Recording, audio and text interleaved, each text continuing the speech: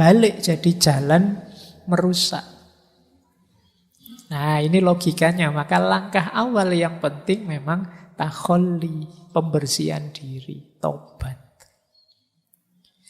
Kalau diri masih belum bersih, masih sulit kalian mengambil manfaat-manfaat dari keutamaan-keutamaan hidup. Baik, saya lanjutkan. Nah, sekarang kita belajar dari Imam Ghazali dalam Ihya. Kata Imam Ghazali, taubat itu melibatkan 3 variabel. Yang pertama ilmu, yang kedua hal, yang ketiga amal. Ilmu itu ya pengetahuan kita tentang mana yang dosa, mana yang tidak, mana yang maksiat, mana yang tidak, mana yang diperbolehkan, mana yang tidak, mana yang menghalangi, menjauhkan kita dari Allah, mana yang tidak. Ini ilmu. Banyak orang dosa tapi tidak tahu karena ilmunya kurang.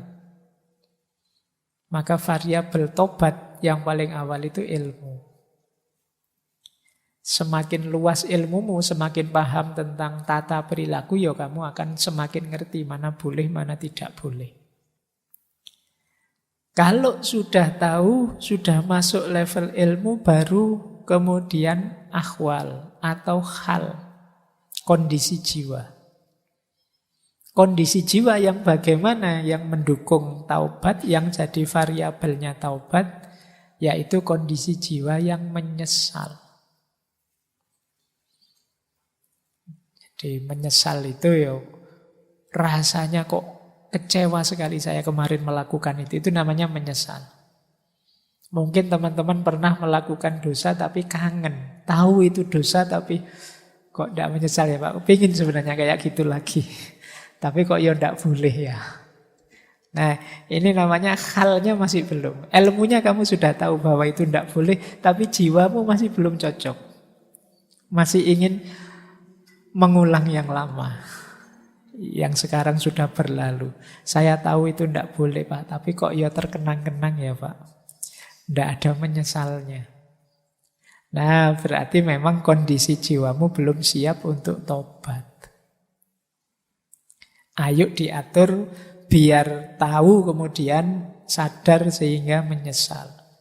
Kalau sudah menyesal baru kelihatan ditindakan. Berhenti saat itu juga dan berjanji tidak mengulangi.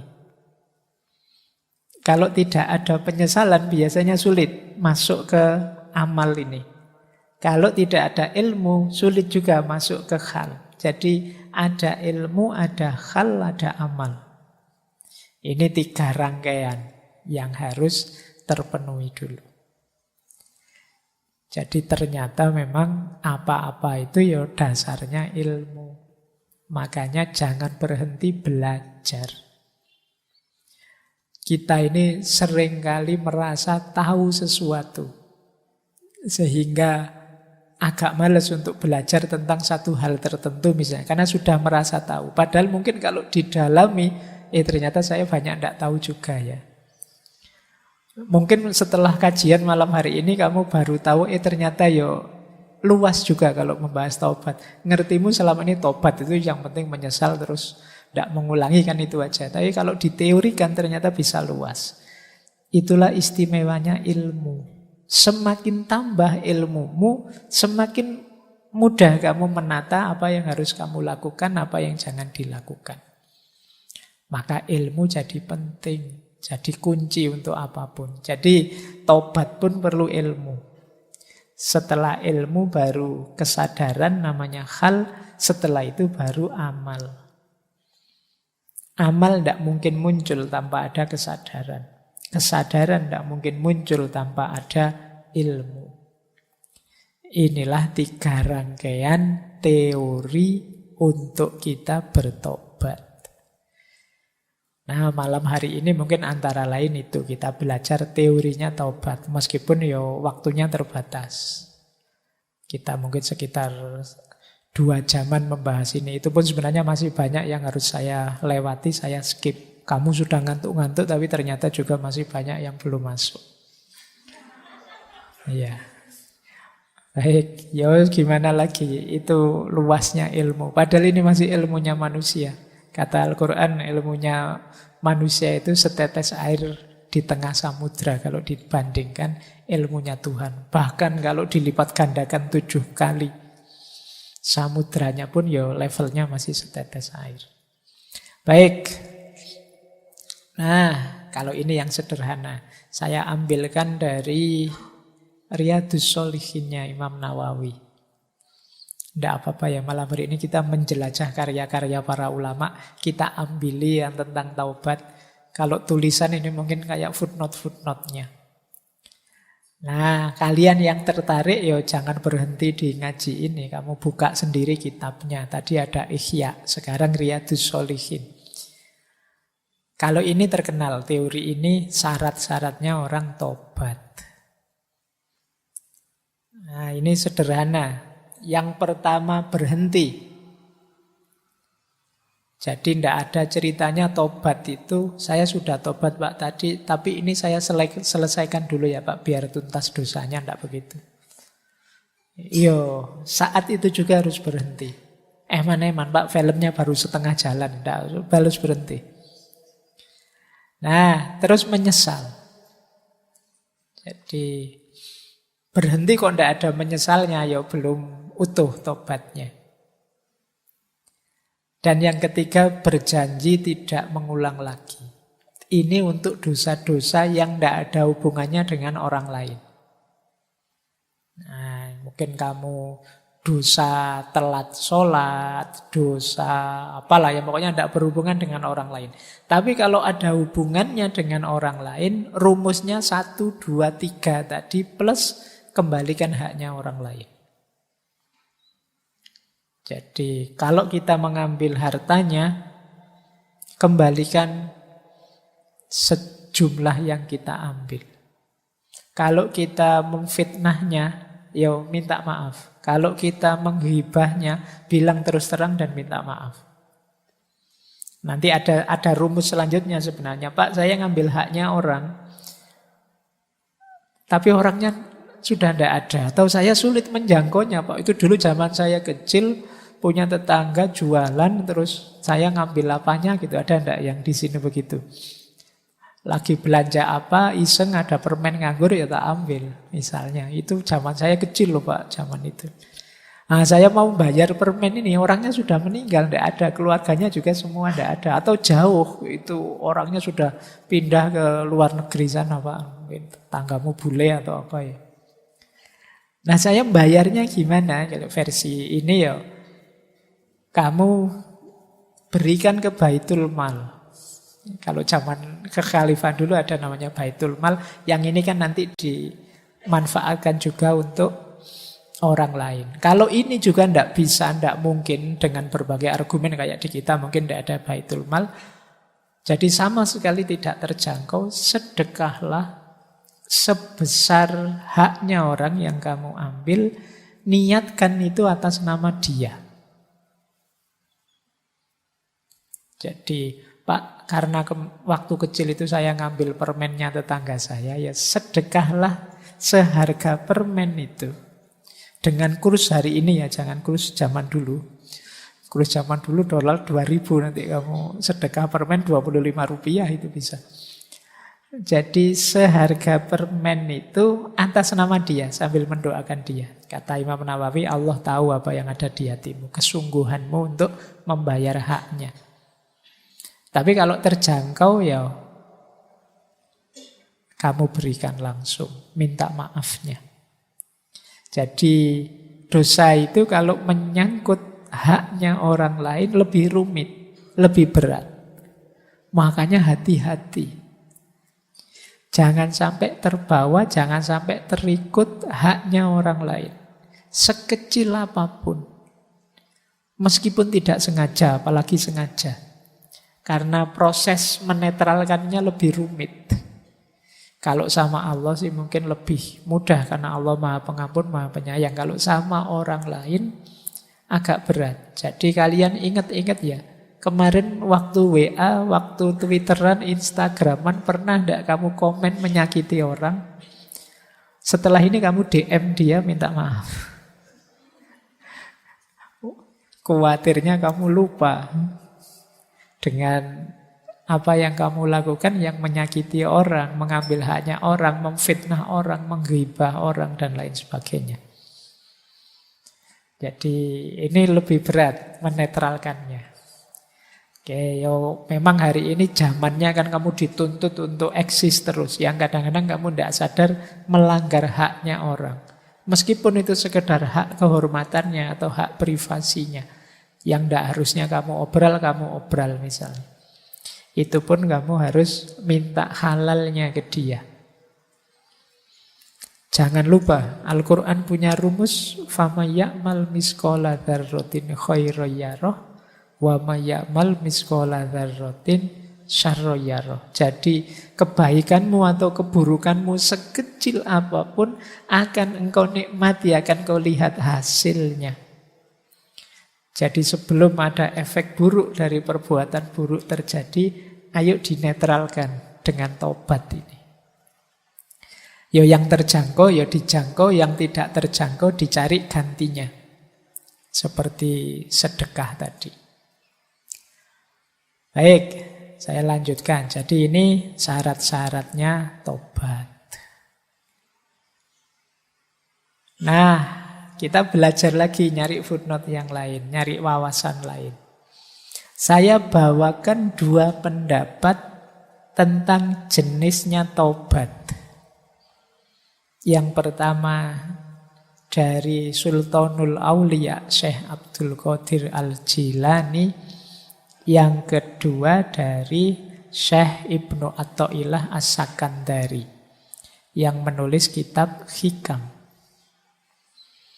Kalau menurut Syekh Abdul Qadir Jilani, tobat itu ada 3 jenis yang sifatnya level. Ada tobatnya orang awam, ada tobatnya khawas, ada tobatnya khawasul khawas. Tobatnya orang awam itu tentu saja dari dosa, dari maksiat. Berarti dia masih sibuk dengan maksiat dan dosanya.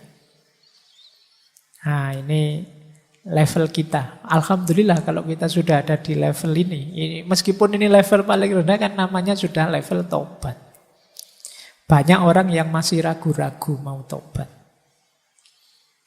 Yang kedua level khawas. Kalau level khawas ini tobat dari ghaflah. Ghaflah itu hati yang lalai dari Allah. Terlalu asik main HP sampai lupa perintah-perintahnya Allah yang wajib maupun yang sunnah. Ini hati yang ghaflah. Ghaflah itu hati yang lalai. Nah, untuk di yang kedua ini ini sebenarnya level lebih tinggi daripada awam. Kalau orang-orang ini sebenarnya tidak lagi sibuk dengan dosa dan maksiat. Fokusnya sudah pada hidup yang fokus pada Allah saja, tapi kadang-kadang masih lupa, masih lalai. Jadi ibadahnya lengkap, dosa-dosa tidak dijalankan, tapi kadang-kadang lupa dengan yang utama-utama. Nah, karena asiknya misalnya sampai lupa sholat sunnah, karena asiknya main HP, karena asiknya ngobrol, karena asiknya aktivitas kegiatan apa sehingga lalai dari Allah. Nah, ini namanya ghaflah. Orang tobat karena ini itu level 2. Kalau kita kan misalnya asik main HP lama, itu kan bagi kita biasa saja, Pak. Yang penting kan sholat 5 waktunya lengkap. Yang penting kan saya zakat, saya puasa, dan tidak melakukan dosa. Nah, kalau levelmu ini ya berarti kamu masih level 1. Tapi kalau level 2, menyesali waktu yang lewat, yang tidak ada manfaatnya sama sekali dalam konteks hubungan sama Allah. Ini level khawas. Nah, ini juga tidak gampang. Kalian level 1 saja ya, konsentrasinya dulu. Nggak usah tinggi-tinggi, wong yo level kita itu ya masih biasa-biasa. Kadang-kadang kan kamu keduwuran mikirnya membayangkan dirimu koyok para wali. Baru, ya Allah, aku kok tidak ingat kamu ya tadi. Alah, mbok wis ora dosa wis apik.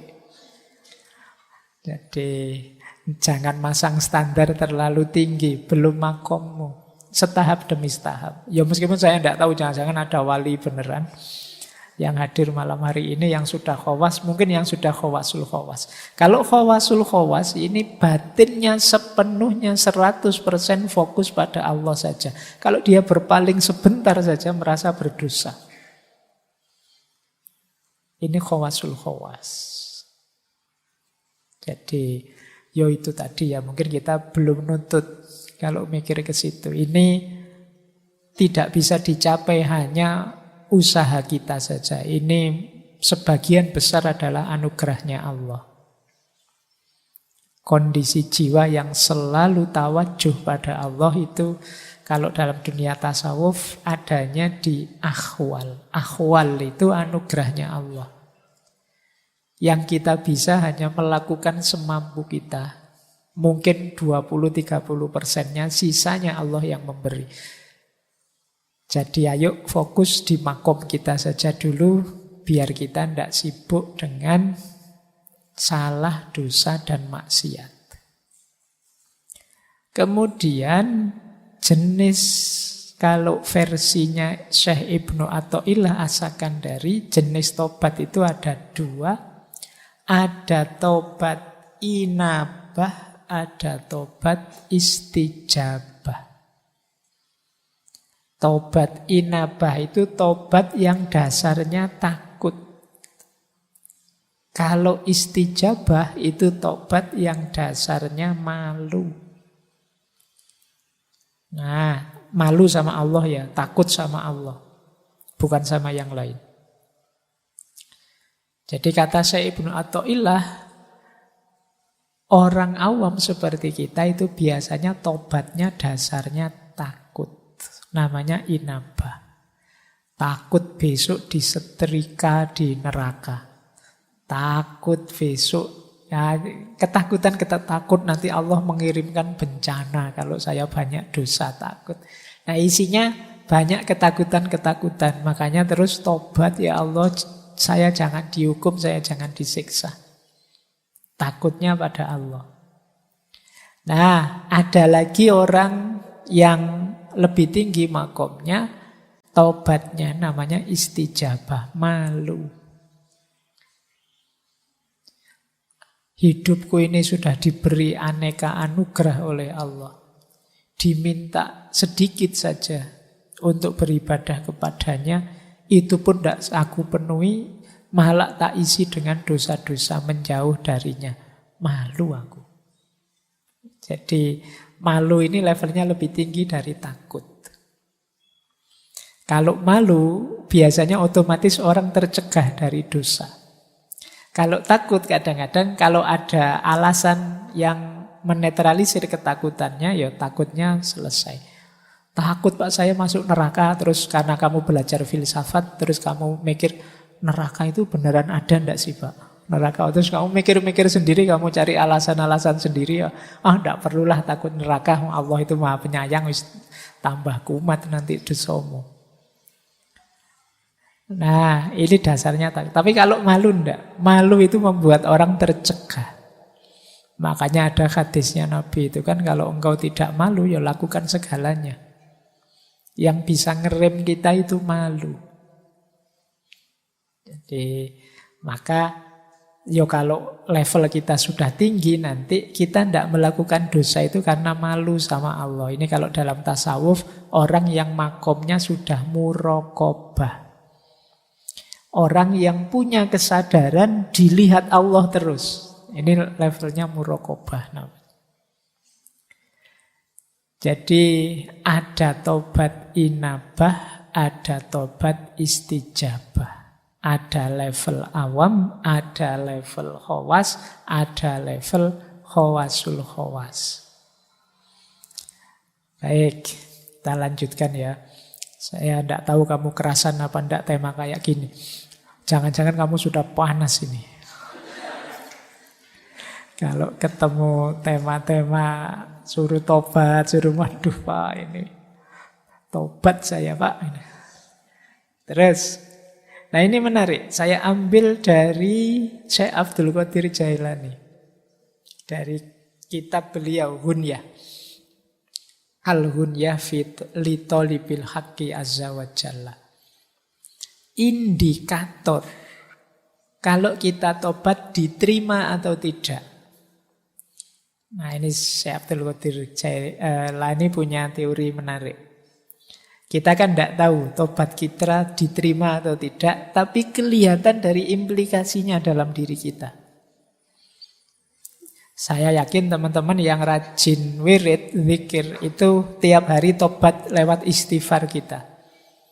Tapi coba dicek, kalau pakai teorinya Syekh Abdul Qadir Jailani ini, indikator istighfarmu, tobatmu diterima apa? Yang pertama, lisan kita terkendali.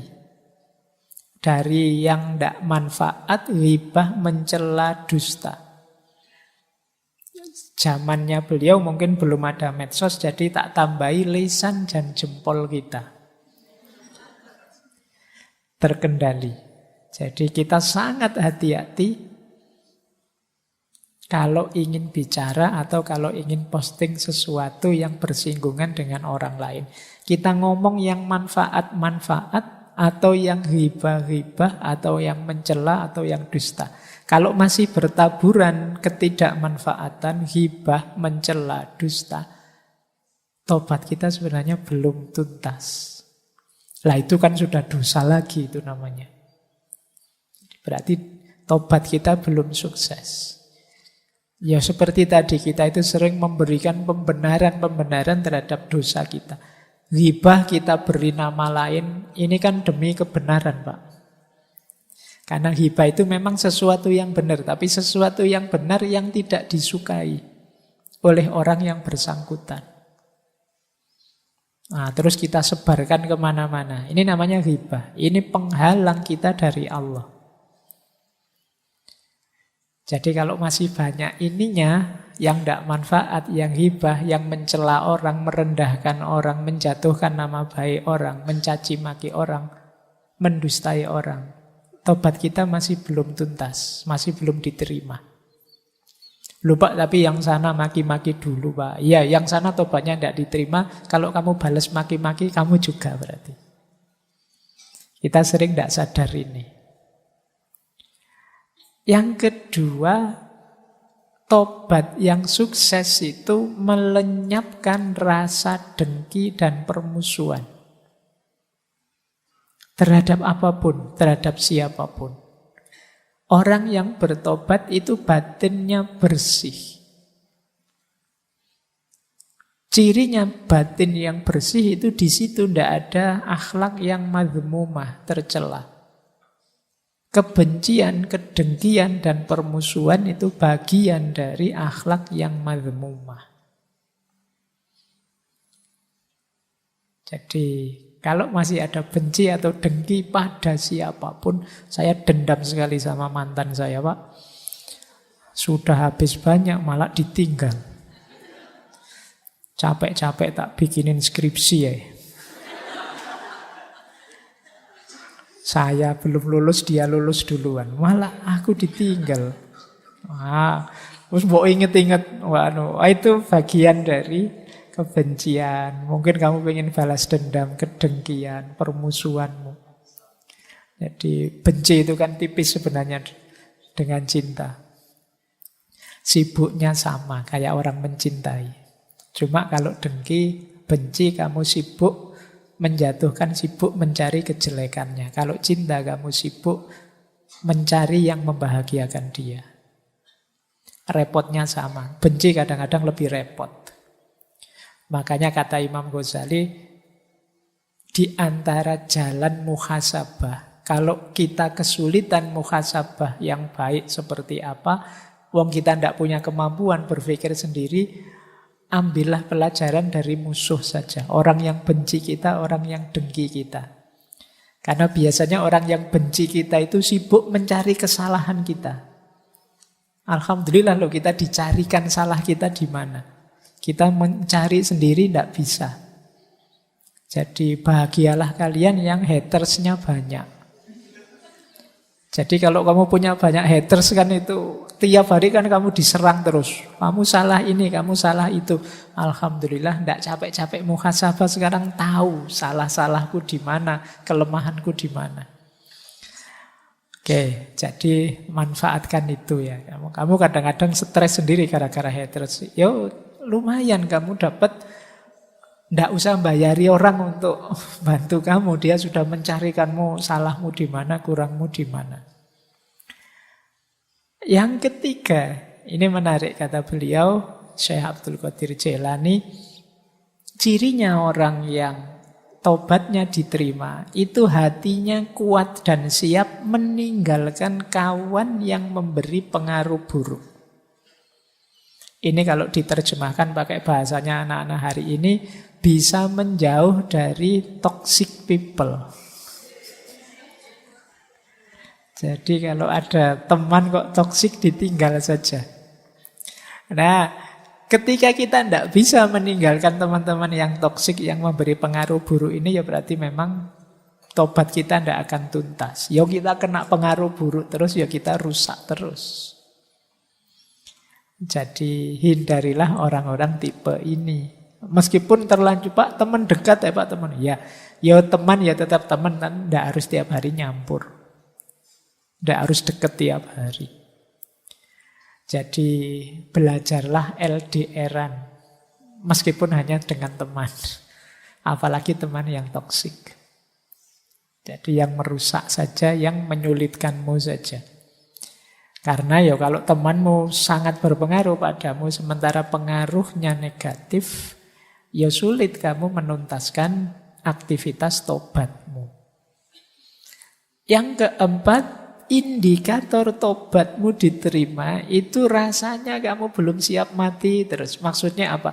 Kamu merasa kurang terus. Wah, ini masih belum imbang, amalku masih belum banyak, dosaku masih lebih besar. Jadi mati rasanya kok belum siap terus.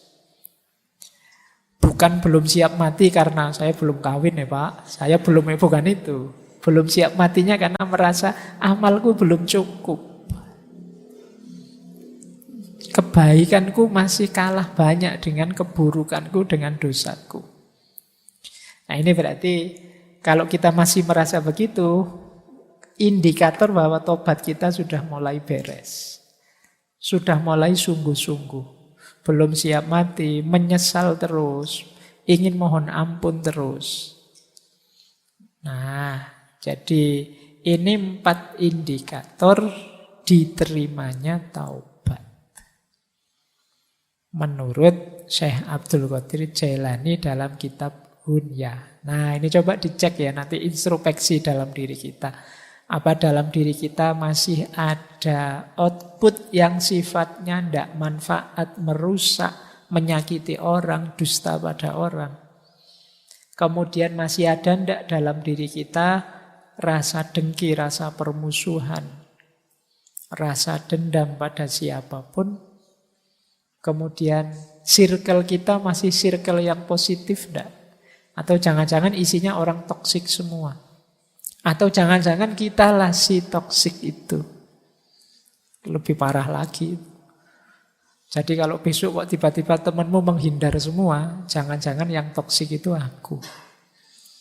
Tobatmu harus lebih serius berarti. Nah yang keempat, ayo coba dikalkulasi, kamu siap enggak kalau saat ini juga kamu dipanggil oleh Allah? Apa dosamu sudah bersih? Apa amalmu sudah imbang untuk mengimbangi dosa dan maksiatmu? Baik, kita lanjutkan. Nah, ini dari Imam Ghazali sebenarnya. Saya terjemahkan pakai bahasa yang lebih populer. Jangan menunda-nunda tobat. Bahaya. Bahaya yang pertama apa? Hatimu nanti keras. Kerasnya hati itu maksudnya ya dosa tapi tidak ada rasanya. Tidak ada rasanya itu maksudnya ya santai saja kamu. Jadi hatimu keras. Menyakiti orang tapi kamu malah gembira. Rasain dia. Dia mesti sakit itu hatinya. Kalau saya ngomong ini tadi. Itu kalau kamu seperti itu hatimu keras sudah. Mas mbok ya tobat. Nanti dulu Pak. Nunggu dia hancur dulu baru saya tobat. Ya kalau hatimu terlanjur keras, menjinakkannya susah, melembutkannya kembali susah. Jadi kamu ingin dia hancur, tapi kalau kamu menunda-nunda keburukanmu, tobatmu, yang hancur mungkin dirimu sendiri. Jadi jangan salah. Tapi biasanya orang yang sudah terlanjur benci dan dengki itu kadang-kadang sampai pada level saya hancur, tidak apa-apa asal dia lebih hancur. Ini hati yang sudah keras, pada akhirnya dia hatinya mati sudah. Kalau hati sudah mati, sudah tidak bisa lembut lagi. Tidak bisa kembali lagi. Maka hati-hati. Kalau teman-teman tiba-tiba ada niatan untuk tobat, segera dijalankan. Itu bagian dari cahaya yang masih diberikan oleh Allah. Masih disampaikan ke kita cahaya itu. Meskipun kita sering menyangkal, kita sering menunda-nunda, mengeksekusinya nanti saja. Jadi jangan ditunda, biar hati kita tidak keras. Yang kedua, jangan sampai kita nyaman dalam dosa dan keburukan. Seneng loh Pak kalau saya lihat teman sengsara gara-gara saya itu. Oh itu nyaman itu dalam dosa dan keburukan. Saya bohongi orang, wah dia kena itu, wah saya ngeprank orang. Sopo di sini yang suka ngeprank? Temanku sengsara gara-gara prank itu dan aku gembira. Itu hati-hati kalau diulang-ulang terus mengeraskan hati, membuat kamu nyaman, tambah sengsara temanmu, tambah seneng kamu. Berarti pranknya sukses. Nah itu kan logika hari ini kan begitu. Itu hati-hati, bukan masalah Pak ini cuma bergurau kok Pak dia. Dia juga tahu akhirnya ini bergurau. Bukan itu. Hati-hati dengan jiwamu. Hatimu. Jangan sampai kamu sampai pada titik menyusahkan orang lain dan kamu merasa nyaman dan gembira dengan itu. Kamu anggap dia yang sengsara, yang kamu prank. Jangan-jangan nanti finalnya justru kamu sendiri yang defisit banyak. Dengan kerasnya hatimu, nyamannya jiwamu dalam keburukan. Jadi kalian harus ngerti nanti ya sampai di titik mana batas jiwamu bisa menolerir itu. Karena kalau tidak, kamu sendiri yang rusak. Sampai nanti yang ketiga itu istilahnya apa? Lenyap dalam dirimu sense of guilty, rasa bersalah. Orang itu kalau sudah lenyap rasa bersalahnya, selesai dia jadi manusia. Manusia di antara sisi kemanusiaannya adalah tidak masalah orang itu bisa salah, tapi jangan sampai dia kehilangan rasa bersalah. Kalau sense of guilty-nya hilang, kamu bisa jadi psikopat. Dosa tapi senang. Dosa tapi bangga. Nah, ini berarti kamu kehilangan sense of guilty. Kadang-kadang kan ada orang yang menyakiti orang, tapi begitu dia tahu, wah ternyata aku ini hebat ya, masih bisa menyakiti orang loh aku ini. Itu namanya sense of guilty-nya hilang. Jangan sampai kamu sampai pada titik ini ya. Oke, yo kamu mungkin mahasiswa apalah yang kamu sering salah, tapi ndak apa-apa orang itu bisa memang khotok wan nisyan. Kalau ingat segera tobat, tapi jangan dinormalkan. Kalau kamu normalkan nanti rasa bersalahmu hilang. Mungkin karena kepepet kamu nyontek misalnya pas ujian, ndak apa-apa sih kalau ndak ketahuan ya. Kalau ketahuan ya urusannya kamu dihukum. Tapi tetap kamu pegangi dalam dirimu bahwa sebenarnya aku tidak boleh seperti ini. Ini namanya sense of guilty. Pastikan dia masih hidup. Kalau dia sudah mati, kemanusiaanmu nanti juga akan mati. Oke. Nah, yang terakhir, kalau kamu menunda-nunda tobat, dirimu akan tambah lemah, tambah mudah tergoda. Jadi tambah rentan. Ini kalau bahasa kesehatan mungkin daya imunitasmu semakin rendah menghadapi godaan. Karena malah kamu anggap normal tadi. Jadi ya kayak pandemi ini loh, virus corona itu ya ada jalan keluar cepat sebenarnya. Kamu anggap saja hidup bareng virus itu normal. Selesai sudah pandeminya. Nah, dosa juga begitu. Kalau kamu nganggap, dosa-dosa tidak apa-apa lah Pak. Ya sudah selesai. Kamu jadi orang yang hatinya mati tadi. Kehilangan sense of guilty, yang nyaman dalam dosa dan keburukan. Daya tahan spiritualmu lemah. Ini bahaya untuk sisi dimensi kemanusiaan kita. Baik, saya lanjutkan. Nah, ada teori menarik beberapa. Saya ambil dari kitabnya Imam Ghazali, Minhajul Abidin. Saya akan agak cepat ya, karena materinya ternyata masih banyak. Ini hal-hal yang tidak bisa disebut tobat. Nah, ini teori ya. Yang pertama, seperti yang saya bilang tadi, kamu ragu-ragu, masih maju mundur. Jangan-jangan besok saya melakukan lagi. Mas, tobat beneran? Tidak tahu ya Pak. Mungkin besok bisa begini lagi saya itu. Ini tidak termasuk tobat. Jadi tobat itu ya mantep hatinya meninggalkan dosa. Sudah. Untuk saat ini mungkin saya mampu Pak meninggalkan ini, tapi untuk besok-besok saya tidak yakin Pak. Wong yo hidup ini dinamis, ya sudah berarti kamu belum tobat. Masih membuka diri besok mungkin melakukan itu. Kuatkan saja tekad bahwa saya akan berjuang untuk tidak mengulang lagi, titik. Tidak usah dikasih embel-embel, hidup ini kan dinamis Pak, hidup ini kan plural Pak, macam-macam Pak. Kamu tidak jadi tobat sudah kalau kayak gitu. Saya tobat Pak, tapi kan ya lihat ruang dan waktunya Pak, situasinya Pak, konteksnya Pak, ya wis aja tobat, terus kakean dalil kamu. Tobat itu pokoknya kamu janji saya tidak akan ngulang. Kalau masih banyak syarat dan ketentuan berlaku, belum tobat.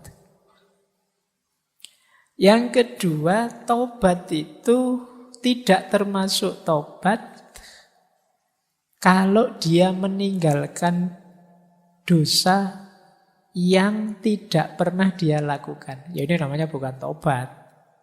Gitu loh. Saya tidak pernah kok Pak meninggalkan, kamu tidak pernah tidak pernah zina, tapi saya ini kuat loh Pak. Saya bertobat dari zina. Kalau nggak pernah kamu lakukan, ya namanya bukan tobat. Tobat itu dari yang kamu lakukan. Jadi, wong nggak salah kok tobat. Nah, ini kata Imam Ghazali. Wah, itu kan kayak Indonesia itu sepak bolanya hebat loh. Brasil, Italia nggak pernah mengalahkan Indonesia. Ya memang tidak pernah tanding, ya tidak bisa kalah. Nanti kamu, wah Spanyol sudah tersingkir, mana lagi tersingkir. Indonesia tidak ada di daftar negara yang tersingkir dari Piala Dunia. Memang tidak lolos, ya tidak mungkin tersingkir. Tidak pernah ikut lomba, ya tidak ada kalahnya. Jadi yang nomor 2 ini bukan tobat. Ada lagi yang ketiga, ini juga bukan tobat. Meninggalkan dosa tapi karena terpaksa oleh situasi.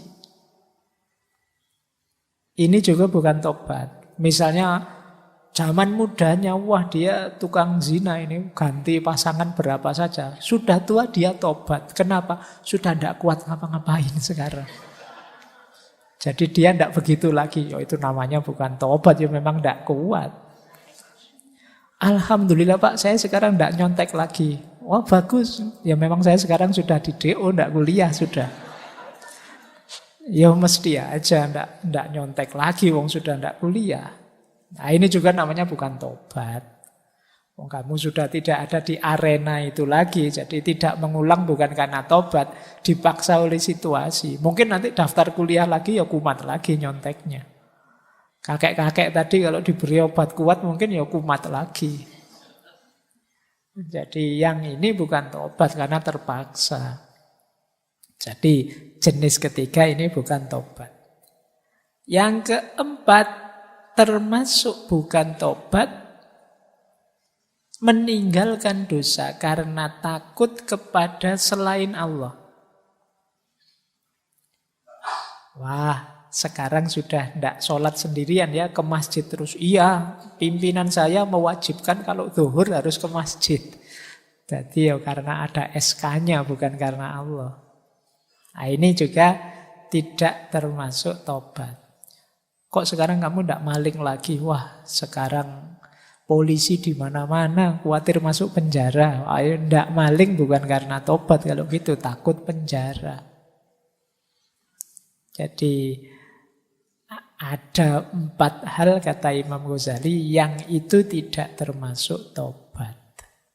Nah, taubat di luar rumus ini berarti. Ini untuk nambah wawasan saja karena kadang-kadang kan kita pakai istilah tobat itu umum saja. Pokoknya orang berhenti dari melakukan dosa yaitu tobat. Padahal ya dilihat dulu dalam situasi apa dulu. Baik. Nah, terus ada lagi orang yang beralasan, Pak, manusia itu kan memang manusiawi punya dosa. Bukankah tidak mungkin ada orang yang bersih 100% tanpa dosa? Jawabnya Imam Ghazali, ya. Seperti itu memang fitrahnya manusia. Tapi setidaknya orang yang sungguh-sungguh tobat itu jangan melakukan dosa secara sengaja. Ya kalau tidak sengaja misalnya di luar kontrol tidak masalah lah. Misalnya mungkin saya benar-benar niat tobat kok. Saya tidak akan bohong lagi. Tiba-tiba keceplosan bohong karena selama ini sudah terbiasa begitu. Ya minimal itulah yang tidak disengaja. Jangan secara sengaja. Bahwa tidak ada manusia yang bersih, iya. Tapi semoga khilaf dan dosa kita itu sesuatu yang tidak kita sengaja. Saya tidak niat ke sana kok Pak Yo. Kok iya sampai ke sana juga tanpa saya sadari. Nah, usahakan dosa-dosa kita itu minimal di level ini, di level yang di luar kesengajaan kita. Entah dalam hal apapun. Jadi jawabnya kalau ada yang tanya kan manusia itu manusiawi saja salah. Ya tapi jangan secara sengaja kamu melakukan kesalahan. Kalau secara sengaja melakukan kesalahan tidak manusiawi namanya.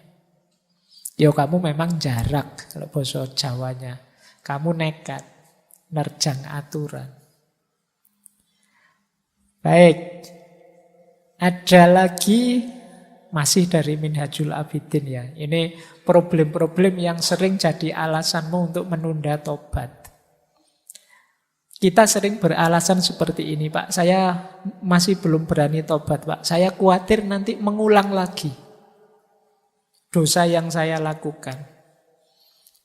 Kata Imam Ghazali, kalau ada yang bilang begitu, bilang bahwa mungkin saja aku berdosa lagi di dosa yang sama, jadi tobatku ini tidak ada artinya.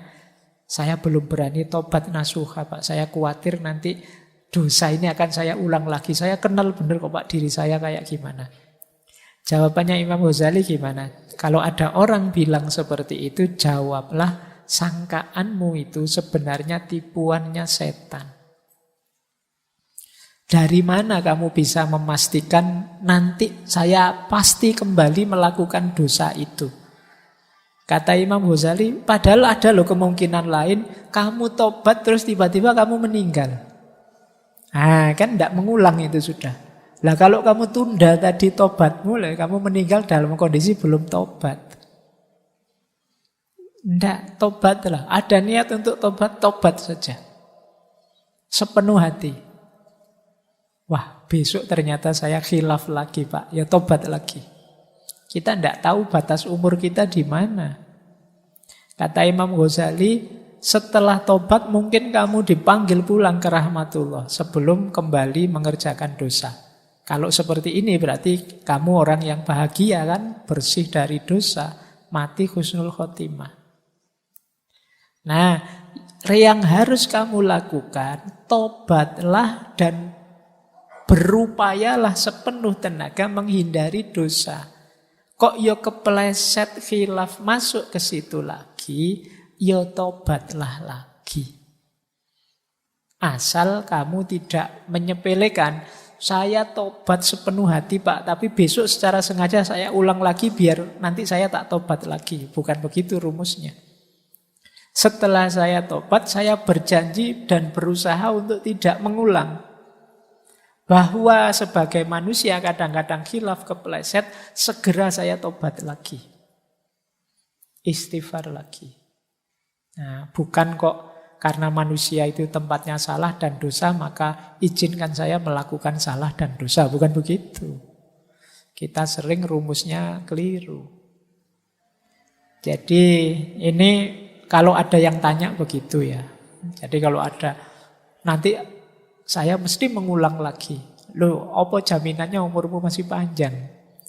Memastikan kamu mengulang lagi itu menafikan Allah dengan irodahnya.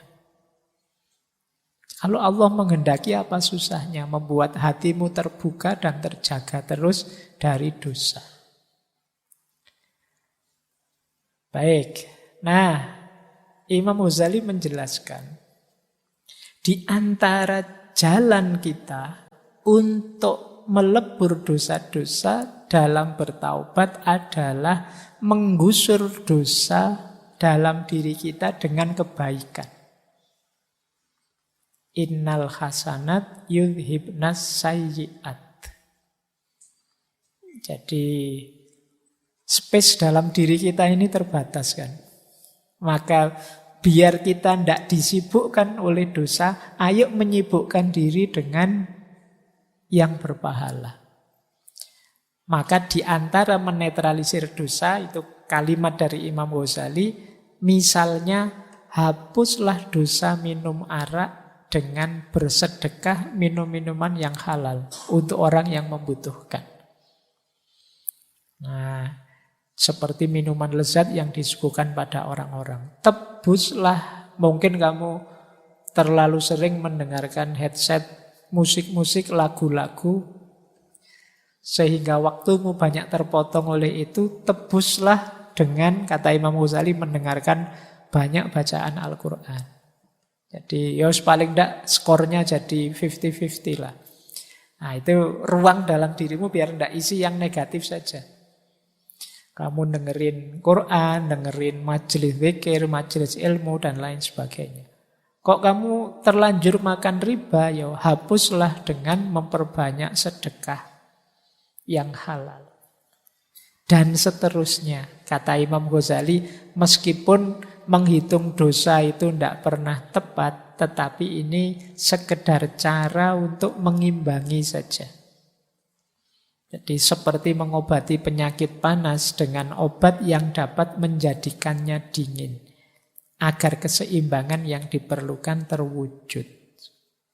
Karena bila kelamnya hati karena dosa memuncak, tidak akan ada yang dapat menghapuskannya selain cahaya yang memancar dari ketaatan. Jadi kebaikan itu cahaya, sementara dosa itu kegelapan. Kegelapan yang ketemu cahaya, hasilnya adalah terang. Di kegelapan itu bukan gelap di yang terang itu. Kalau ada ruangan gelap gulita, cahaya masuk, ruangannya jadi terang. Bukan cahayanya jadi gelap.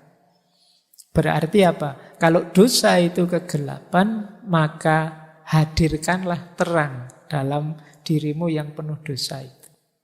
Hadirkan amal-amal kebaikan, ilmu-ilmu kebaikan yang itu cahayanya Allah, maka yang dosa tadi akan tergusur berubah jadi terang.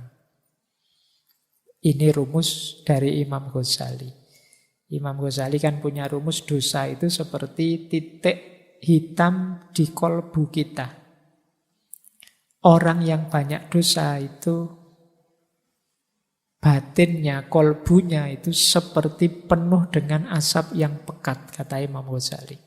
Dia perlu cahaya untuk meneranginya. Nah ini mungkin kalau hadis ya rumusnya innal hasanat yudhibnas sayyi'at tadi. Kebaikan akan menyingkirkan keburukan. Baik, nah sekarang tentang menyepelekan dosa sehingga kamu tidak kunjung bertobat. Kalau ini saya ambil dari pendapatnya Syekh Yusuf Al-Qaradawi. Perhatikan kita itu sering sekali menyepelekan dosa. Alah Pak, cuma dosa itu aja, cerewet amat misalnya. Biasa saja lah Pak, wong yo efeknya tidak besar. Hati-hati. Kata Syekh Yusuf Al-Qaradawi, dosamu yang kamu anggap kecil-kecil itu bisa menjelma jadi besar. Makanya ada kalimat dalam dunia tasawuf itu, tidak ada dosa kecil yang diremehkan dan tidak ada dosa besar yang ditobati. Dosa kecil yang diremehkan dia akan menjelma jadi besar. Dosa besar yang ditobati, disesali, ya dia akan luntur jadi kecil bahkan hilang. Kapan dosa kecil jadi besar? Yang pertama kalau diistiqomahkan. Jadi dikekalkan. Ala Pak, lihat video kayak gini ini kan dosa kecil Pak. Kalau korupsi dosa besar, jadi saya istiqomahkan tiap pagi biar seger lihat. Nah, ya itu lama-lama pasti akan menjelma besar karena pengabaianmu terhadap dosa itu menunjukkan ketidaktakutanmu pada Allah. Ya dia dosamu akan menjelma besar. Meremehkan Allah itu kan dosa besar. Yang kedua, menganggap remeh. Alah kayak gini saja kok. Alah wong cuma begini saja kok. Nah ini kamu anggap remeh. Ketika kamu anggap remeh, yang kecil jadi besar. Meremehkan kesalahan. Yang ketiga, senang mengejarkannya. Enak ya Pak. Nikmat ternyata dosa itu Pak. Ya wis. Jadi kamu menikmatinya. Orang yang menikmati tidak mungkin menyesali. Mungkin dia tahu itu dosa tapi ingin mengulangi. Karena kamu merasakan nikmatnya.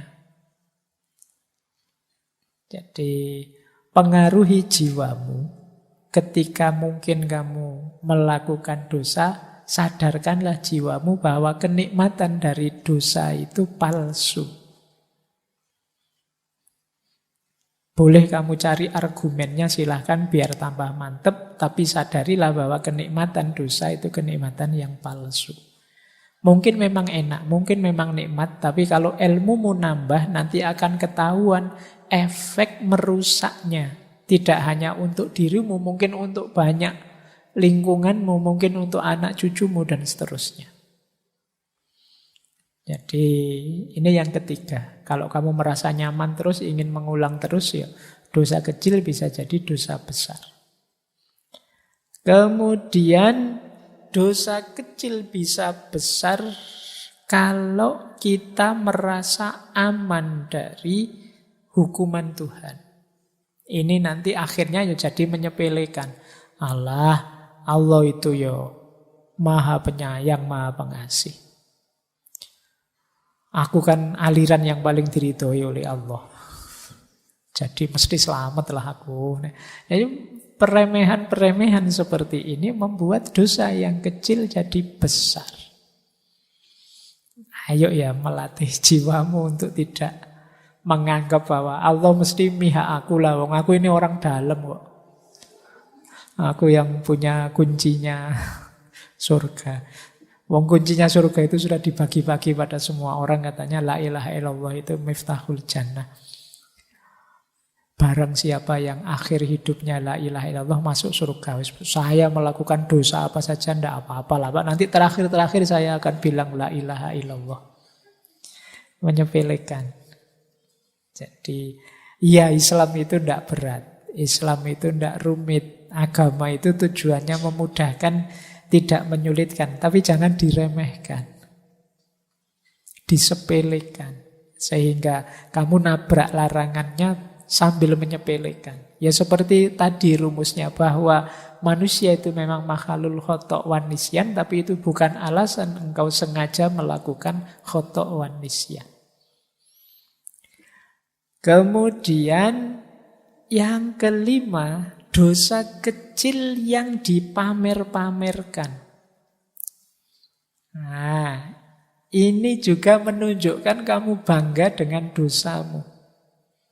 Saya tidak tahu, mungkin anak-anak muda hari ini lah kadang dia suka pamer aneh-aneh. Baru kali ini tahu rasanya ciu misalnya, whisky misalnya, terus dipamerkan di posting, dipamer-pamerkan.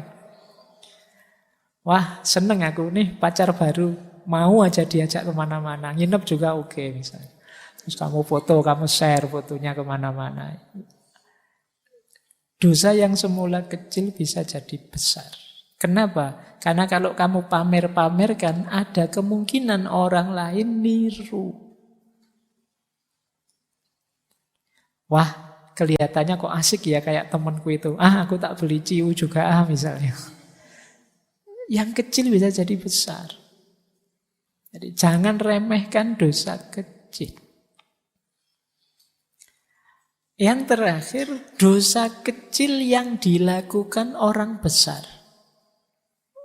Panutan, orang terkenal, orang yang followernya banyak. Ini juga bisa menjelma dosa besar. Kenapa? Dia ini diikuti orang. Followernya ratusan ribu, dia malah mukuli istrinya misalnya. Wah, ini berarti lumayan ternyata. Mukuli istri bisa viral ini. Wah, aku tak nyoba viral kayak gitu misalnya. Semoga tidak ada yang begitu. Tapi ingatlah kalau kalian public figure, di level apapun, apalagi ulama, perbuatan kalian yang keliru, yang salah, yang dosa, itu diikuti oleh followermu. Ya alhamdulillah saya tidak punya follower. Aku tidak medsosan masalahnya. Jadi aman saya. Oke, kemarin baru ganti foto itu saja, itu pun bukan saya. Jadi hati-hati, saya tidak tahu kalian mungkin ada yang public figure meskipun sekedar ketua kelas. Ya kan ketua kelas punya power di kelasnya. Hati-hati, dosa yang kecil kalau ditiru teman-temanmu sak kelas jadi dosa besar. Karena akumulatif. Misalnya bikin dosa besar, yuk kita bolos bareng-bareng ya. Biar dosennya kapok misalnya. Itu kan kecil sebenarnya. Tapi bisa jadi besar, kamu ditiru temanmu sak kelas. Apalagi kalau kekuasaanmu level desa, level kecamatan, level kabupaten, level negara, level dunia ya. Engkau diikuti orang. Jadi jangan sembrono dengan dosa dan kesalahan. Nah, finalnya ini secara teori. Jadi tobat itu diawali pengetahuan. Kemudian dilanjutkan dengan kesadaran untuk berubah. Didasarkan pada penyesalan, ditekadi untuk perbaikan. Perbaikan itu berarti berhenti menjalankan, membersihkan diri, dan memperbaiki. Ini rumusnya mirip, takholli, tahalli, dan tajalli. Yang terakhir komitmen atau istiqomah. Kalau sudah geser ke arah kebaikan, istiqomahlah, komitmen di situ. Mungkin berat, Karena tidak sesederhana waktu tobat, komitmen atau istiqomah ini biasanya lebih berat. Makanya minggu depan kita bahas dulu istiqomah itu apa. Jadi setelah tobat, saatnya kita istiqomah. Ini sebenarnya ringkasan rumus dasar kalau kita ingin bertobat. Orang yang mau bertobat berarti orang yang sadar diri dan tahu diri. Bahwa kita ini manusia, yang banyak khilaf, banyak alpa. Orang yang tidak mau tobat adalah orang yang sombong. Sebagaimana iblis. Iblis itu kan sombong. Merasa lebih tinggi. Merasa dia tidak salah pokoknya. Padahal sudah jelas-jelas salah. Nah ini cirinya orang sombong. Sombong itu syirik kecil. Baik, jadi ini rumus dasarnya tobat. Buahnya tobat apa? Kalau ini efeknya. Jadi itu saya bawakan 2 ayat, silahkan nanti kamu cari terjemahannya. Surat Hud ayat 52 dan surat Nuh ayat 10 sampai 12. Ini 2 ayat ini menunjukkan janjinya Allah. Orang yang bertaubat itu akan diberi aneka ragam anugerah. Sebagaimana hujan dari langit. Kalian baca saja terjemahannya ya. Dicari. Tapi intinya, ini karena waktu saya tidak bisa menjelaskan detail. Buahnya orang tobat itu yang pertama adalah bersihnya diri. Jernihnya diri. Sehingga mampu lebih jelas menangkap kebenaran. Yang kedua, tenangnya diri. Dosa itu menggelisahkan. Jadi orang yang tahu bahwa dia berdosa itu biasanya hatinya tidak nyaman, tidak tenang. Ketika kalian mau bertobat, disitulah kalian ketemu ketenangannya hidup. Jadi tergantung kamu ingin mencari kesenangan atau mencari ketenangan.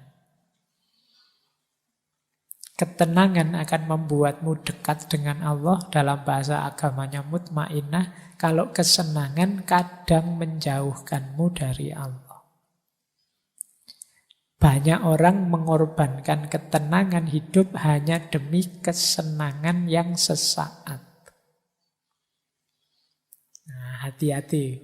Kalian harus cerdas, karena ini ngaji filsafat, berpikirnya harus jauh ke depan. Tidak hanya menemukan senang, enak yang sesaat. Tapi carilah yang nilainya lebih, durasinya lebih panjang, lebih long lasting. Ini kayak hierarki nilai di seller kemarin.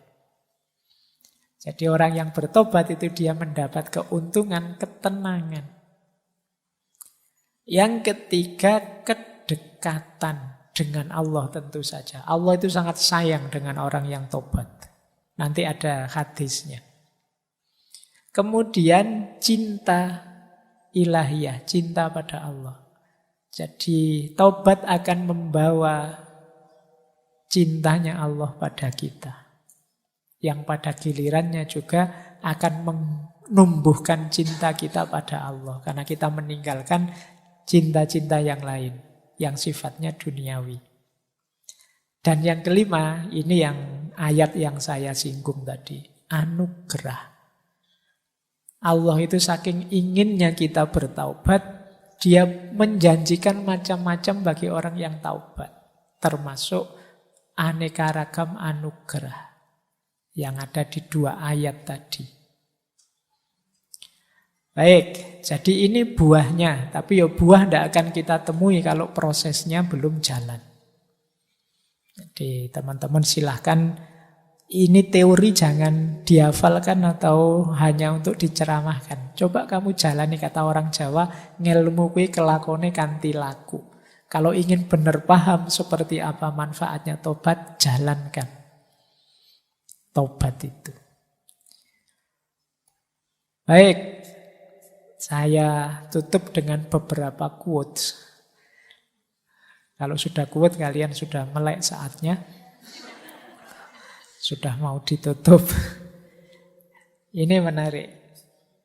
Ada kalimat dari Robi'ah, istighfar kita membutuhkan istighfar lagi. Aku beristighfar kepada Allah dari ucapanku, aku beristighfar pada Allah. Kita, kata Robi'ah, diminta mengistighfari istighfar kita. Kenapa? Istighfar kita selama ini banyak palsunya. Setiap hari, mungkin setiap habis sholat kita astaghfirullahaladzim. Kadang-kadang kaget pun yang keluar dari mulut kita astaghfirullahaladzim. Tapi istighfar kita tidak ada yang serius. Buktinya apa? Istighfar rutin tapi dosa juga jalan terus. Maksiat tidak kita rem sama sekali. Kesalahan tidak kita sesali sama sekali. Maka kata Robi'ah, aku beristighfar dari istighfarku sendiri. Istighfarku ternyata isinya bukan aku bertobat pada Allah, tapi justru istighfarku seakan-akan meremehkan istighfar itu sendiri. Dengan jalan dosa yang jalan terus, kekhilafan kemaksiatan yang tidak pernah aku sesali. Ini quotes pertama dari Robi'ah. Quotes kedua, ini nanti kalian renungi ya. Kalau ini menarik, kalau ini agak dalam. Ada orang bertanya pada Robi'ah. Orang ini merasa banyak dosa. Aku telah sering berbuat dosa. Dan semakin lama aku merasa tidak taat pada Allah. Apa kalau aku tobat, Allah mengampuniku? Robi'ah menjawab tidak. Tetapi kalau Allah mengampunimu, maka engkau akan tobat. Kamu pikir ya, ini agak dibalik logikanya. Jadi maksudnya apa? Keterbukaan hatimu untuk bertobat sungguh-sungguh itu hakikatnya sudah dibuka pintu ampunannya Allah untukmu. Anugerahnya Allah padamu.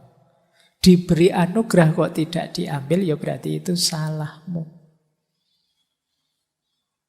Jadi bukan kalau saya bertobat Allah akan mengampuni.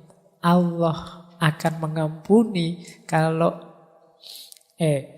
Allah sudah mengampuni, maka aku akan terbuka untuk bertobat. Jadi tobat itu hakikatnya anugerahnya Allah.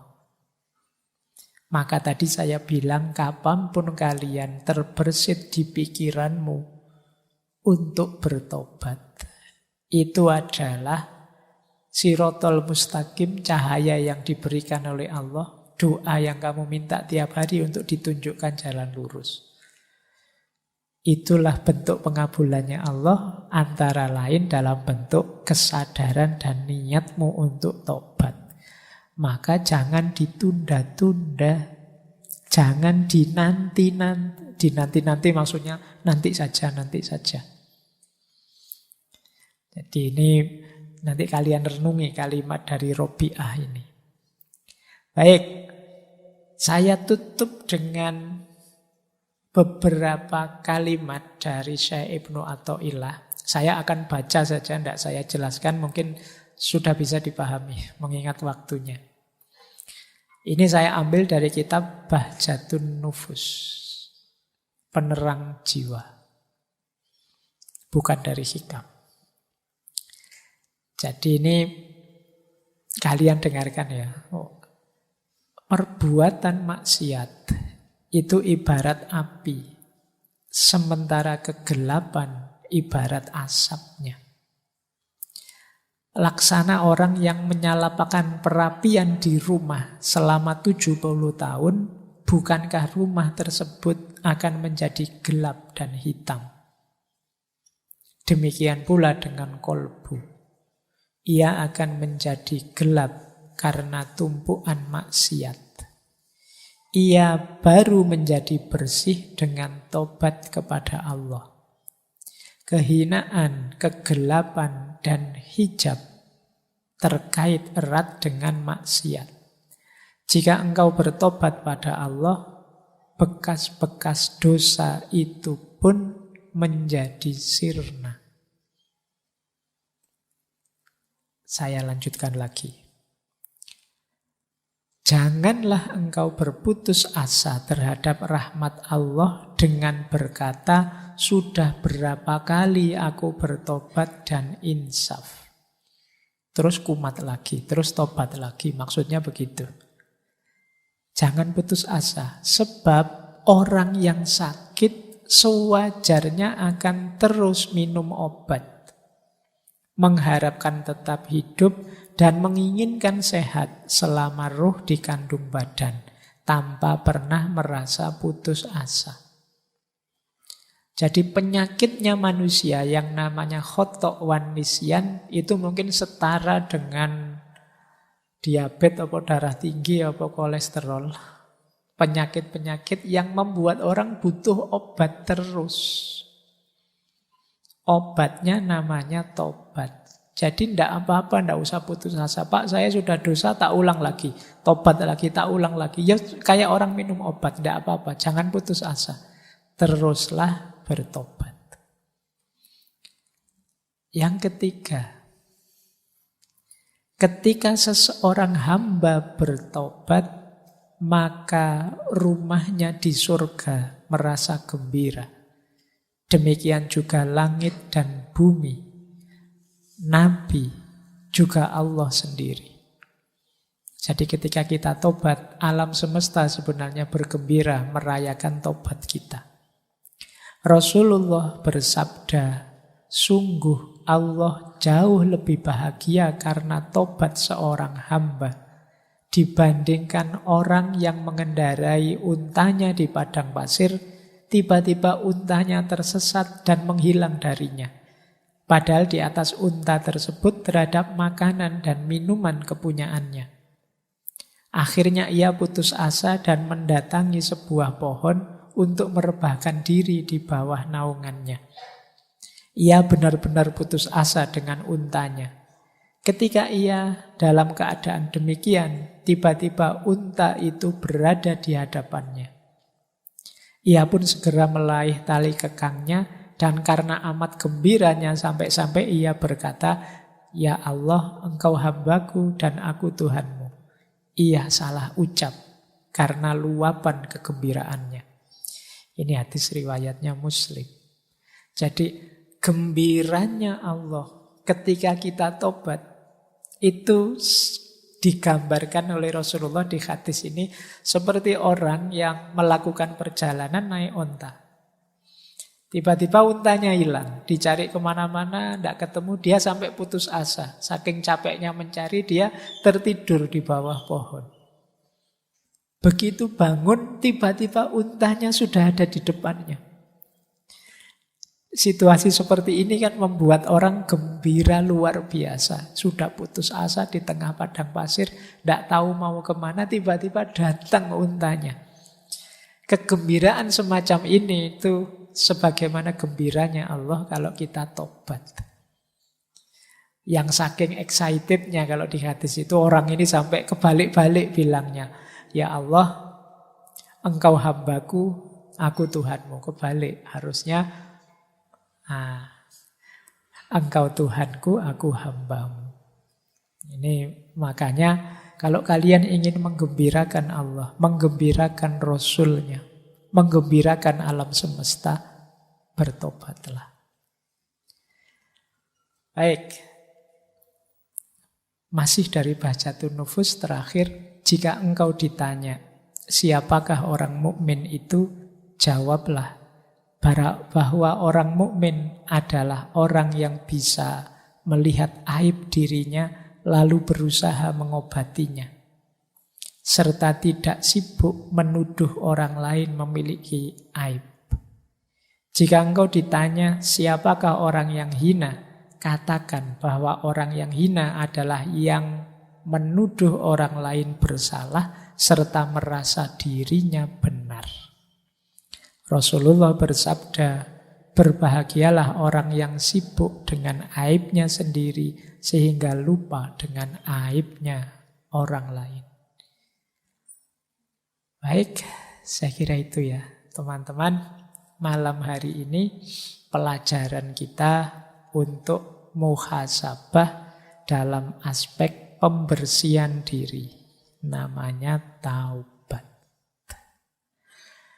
Semoga kita bisa sedikit-sedikit menjalankan berbagai konsep dan tips untuk melakukan taubat ini. Saya akhiri sekian untuk sesi malam hari ini. Kurang lebihnya mohon maaf. Wallahul muwaffiq. Wallahu a'lamu bissawab. Wassalamualaikum warahmatullahi wabarakatuh.